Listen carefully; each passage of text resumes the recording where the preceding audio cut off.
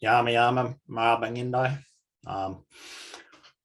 It's morning here for me, but I suppose I should say good afternoon to most of you. I'm just in Australia on the east coast in Queensland. Before I begin, I'll just do something which we sort of encourage here in Australia, and it's very similar to like your intros. We call it an acknowledgement of country. I'll try and do that in the language of the people I belong to, Gamilaroi. Gab gabi dango iringo ngaragay nga winangali ngangu waibaga nga gayulu. Manangalala nga marang gunima waamago ngangu wenge nga uni nga ngali ngananda wininga ngindai uni. I just acknowledge the Kabi Kabi people whose land I'm on, and also acknowledge and pay my respects to all of you, and acknowledge the respect that you show me, and that the unique language and cultures that make up First Nations people of Australia is up and around 800 different unique sort of languages and dialects. So Gamilaroi is just one of those. So I just come representing myself, my own dreaming. And professionally speaking, I do a couple of different things. So I do some academic work for Southern Cross University in the Regenerative Agriculture degree.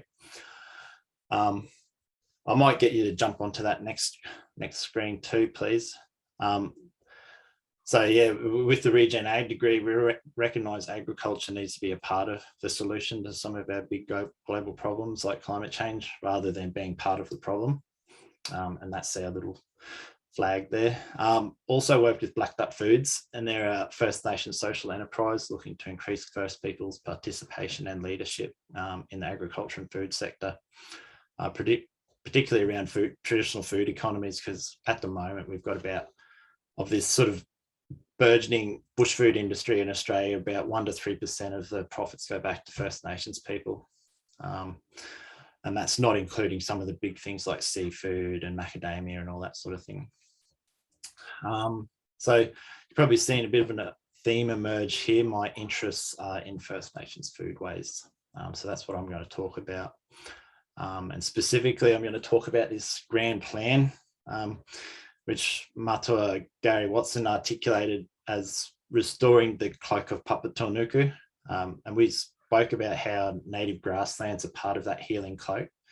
So I've translated that into my own sort of context and language to say Purin Nama Mar Mali Gunima, which means the shield that heals Mother Earth. And I chose shield as opposed to cloak because it's kind of also acknowledging that massive disruption is coming, or it's actually already here. So I don't want to be negative, but I doubt like anybody here is particularly happy with the way COP26 played out. Like I was saying in that breakout room, like Australia's Prime Minister a couple of days ago did this little happy dance when this $16 billion gas plant got approved. So like, while it is vitally important to mobilise and fight and hold the government and corporations accountable for climate change, I also believe we really need to start thinking about how we can shield ourselves from what's already on its way and what's already happening. So that means adaptation. And for me, adaptation is going back to ancient food systems. And in this image, you can see in the background is a grass that's native to both Australia and Aotearoa. So this is a grass that's hardy, drought resilient, long-lived, and it produces an edible grain, which is similar to rice. And this grass is just one species of dozens that were widely used by First Nations people across Australia. And in the shield that I've made there, a little dodgy looking shield, is a mix of grain from 2 traditional species that my people used in the past and still use. So I've got some of it right here. It's a little multi-grain mix. So my vision is to bring these resilient grasses back and see the diversity and resilience restored across the landscape, and in the process, putting carbon back in the ground and feeding people. So I'll go to the next slide, please. So I'll give a brief introduction to this ancient food system. So this is a food system that comes from my ancestors and the ancestors of many other First Nations people of Australia. They once managed these vast cultural landscapes that included grain harvesting economies. So the map on the left is Tyndale's Ark. It comes from an Australian archaeologist, anthropologist, ethnologist called Norman Tinder. Now, he spent decades out in the field with First Nations knowledge holders and created this arc based on the knowledge he acquired. And it depicts regions where grains from grasses were an important part of their diet and economy. So you see it's all in that semi-rangeland region, barely overlapping with Australia's modern cropping region, which you see there on the right. The cereal grains have been used by Australia's First Nations people for at least 60,000 years. Like, it's crazy, but people don't even realise cereals like rice have been used here for about 28,000 years. So the rice that's fed the Asian continent throughout the centuries probably originated from Australia. But for my ancestors, they managed long-lived perennial grasses, and from these grasses, they harvested a highly nutritious grain. But with colonisation came disease, dispossession, poverty, massacre, and 15 million sheep and cattle, and this ancient food system was wiped out in one generation. But we're going to bring these grasses back. So just to give you a better context of why this is so important and revolutionary, I'll compare this ancient agricultural system with a modern cropping system. So consider wheat. It's a short-lived annual grass. So annual means that its life cycle happens within one season, as opposed to a perennial, which is long-lived over many seasons. So with wheat, for a large amount of the year, it's just bare. The soil's left bare and dead. Any plants that try to grow a poison, there's barely anything holding the soil together. The soil is ploughed, which is like the most destructive thing we can do to soil. When it rains, topsoil washes into the rivers. So we've just had harvest out there, and now we've just had all this flooding. So all that topsoil is going to end up in the rivers, silting it up, pushing it out into the ocean. Or when it's a drought, the wind picks it up and puts it over on your mountains over there in New Zealand. So with nothing growing, got no carbon going into the ground, there's nothing covering the soil. So it's like this giant solar panel. We get these massive temperature spikes. There's no provision of ecosystem services at all. It's just a pure economic system. So modern crops have also been bred for yield, and that's at the cost of nutrition. So now we've got this overfed and undernourished populations across the globe, regardless of income and social status, because we're all eating the same nutrient deficient food. The modern crops require pesticide and fertilizer, and nitrogens are a big contributor to greenhouse gases as well. And if you get hit with a drought, which is pretty much always in Australia, unless it's flooding like it is now, you can barely grow anything. So, and the only reason we've been able to grow crops like wheat over the centuries is because we've had such a stable climate. So about 10,000 years ago, the world's climate stabilized and seasons became really predictable. So you could almost set the time and date on repeat year after year for when you needed to sow your crop and when it would be ready for harvest. And in the Northern Hemisphere, we saw the rise of these belief systems that were based around like a harvest culture around the 4 distinct seasons. So this stability that allowed the rise of like civilization. But with climate change, we're losing that. We're losing the stability. And if we don't adapt in time, like globally, we'll face some really dire consequences around food security. So like we're on a knife's edge. So the choices we make today will echo through history. So you've got to really decide what kind of ancestor you want to be. So go to the next slide, please. So alternatively, let me introduce you to a few of our traditional grains. These unassuming little grains come from long-lived perennial grasses, like I said, which means they just persist year after year without having to be replanted. They persist through the worst droughts, survive through flooding, stimulated by a little bit of fire. So these three things, drought, flooding, and fire, are the big things we're going to get with climate change. So that's going to make growing conventional crops like wheat really difficult. The grain from these grasses are really nutritious. So that's the sciencey work I did. The traditional Western science stuff I did was nutritional analyses on these. Really, really interesting. Highly nutritious, low carb, high protein. They've been produced without any external inputs, so no fertilizer, no pesticide, no irrigation. All the while they're providing the soil with this year-round living cover. And many of the species are dominant habitat-forming species within their bioregions. So therefore they're providing this essential habitat for native species.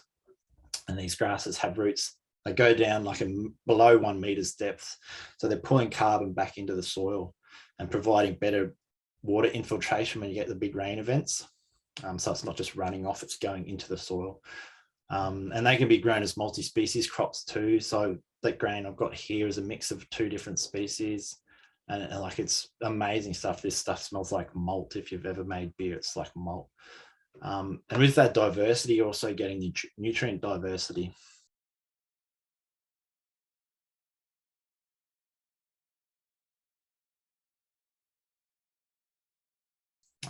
But I think like the main sort of game-changing transformative thing is that we're using an agricultural system to fight climate change. So like, you just imagine thousands of hectares of these grasses like across Australia, putting carbon back in the soil. And like I said, that some of these are grown in New Zealand, so no reason why we can't do this transfer of knowledge. So we talk about these like dreaming and songlines, but that's not a static thing in the past, that's a constant presence. So we can create these new songlines based on transfer of knowledge, if that's something people are interested in. So I just see this as like a really beautiful, uplifting way of doing some really practical work to bring back some resilience. So we just want to grow food and care for country and bring the resilience back to landscape and show the world that an alternative model is possible. And all this comes with 60,000 years of accumulated knowledge and proof of efficacy. And that 60,000 years of connection is important to acknowledge. So this isn't something to be appropriated into a Western knowledge system. So it's Gamilaroi and Yualaroi knowledge, it's Wiradjuri, Pakenji knowledge, Mythica, Arnda, Walpuri, Warramungu, Larrakia, Maru, Kokowara. All these different First Nations people own this knowledge, so it belongs to us. Don't take it from us, just let us do it. Go to the next slide, please. But what does the First Nations-led industry actually look like? For me, it's this systemic change in the way we do business. The triple bottom line, so social, environmental, long-term economic benefits, so sustainable economic benefits. These 3 things are equally weighted. And overarching that is this cultural framework which decides what the positive outcomes will look like. And how do we achieve this? We can use science, but we need to flip science on its head too. So Western science is failing Indigenous peoples. From this prevailing Western science worldview, all knowledge can be broken down into little bite-sized pieces of information. And that contributes to this ever-expanding field of Western knowledge. So envision it like little discs of knowledge stacked in the shelves of a library, and each disc stacks alone. The author of that knowledge is no longer accountable once it enters the library. So think about the knowledge it took to create the atomic bomb. The authors of that knowledge are not accountable to the impacts those bombs created. And conversely, Indigenous knowledge cannot be broken down into these little bite-sized parcels because all knowledge is intertwined. So I see it like this Metatron's cube trapped in an onion. It's this expanding multi-layered web where knowledge is tangled with worldview, values, physical knowledge markers. And for Indigenous authors of knowledge, they're always responsible and accountable to that knowledge. So they must ensure that it's passed down correctly to the right people or risk severe punishment. And new knowledge only comes when the foundations are there. So the correct foundational knowledge, correct worldview, correct value system.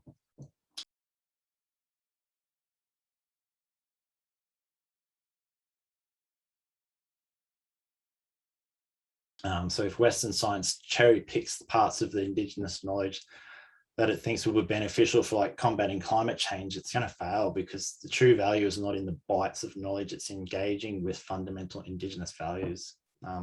Appreciating Indigenous worldviews and how they place you within your environment.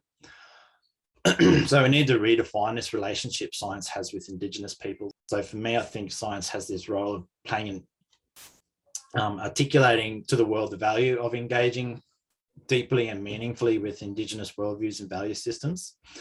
So I feel that science needs to start supporting this systemic change required to stop the ongoing degradation of our global life support systems. And it can do this by showcasing Indigenous models of resilience and adaptation. Probably running out of time, so I'm just going to finish with a vision of what I think Australia could look like 50 years into the future if we embrace these traditional grains and let First Nations people lead it. So I've only recently started sharing this vision, and I'm finding that positive vision is so much more powerful than talking about those cold, depressing facts. And I want to leave you feeling uplifted. We got a bit of work to do, but there's a bright future in front of us. And this vision is similar to that vision that old Uncle David Attenborough put forward a few weeks ago at COP. He envisioned this world where big picture goals like social and environmental outcomes are given priority over short-term economic outcomes. So in my mind's eye, I see my ancestors' country, and actually this image is showing my ancestors' country. This is just down the road from where my mum grew up. My first job was out there on cotton farms. So it doesn't look like much, but this is one of the traditional grasses I've been talking about. So when I look into the future, I see this mosaic of grasslands full of traditional grasses and grains, intersected by corridors of forest and scrub that are full of food and medicine. I see these mobs of emus moving across country and the brolga dancing in the midair. I see the resilient soil rich with life. I see the damselflies emerge and flicker across the water as the fish leap to take a meal. I see the water clear and nests in the reeds. I see the harvest time come around, and with it comes all the tourists. And the Gamilaroi people who live off country are coming home for big ceremony. It'll go for days, people of all walks of life appreciating culture and country. There'll be music every night, singing and dancing. We'll eat traditional grain cakes, fresh fish from the river. We'll have roast duck and emu eggs. We'll burn the sandalwood and soak in the healing smoke. We'll all sit around the fire, First Nations and New Nations, and we'll break bread together. We'll invite other First Nations mobs to come and share the harvest, and we'll share proper law and culture. We'll strive to strengthen our relationships and connectivity, which are the cornerstone of our resilience. And when the harvest ceremony finishes, we'll be invited to share ceremony on someone else's country, maybe on the coast to share in the bounty of the ocean, or rainforest to share the bonya nut. With 800 dialects in Australia, the caravanners and tourists will be kept busy moving to new language groups to share in their unique story around food and culture. So I see a bright future. I'll leave it there. Cheers.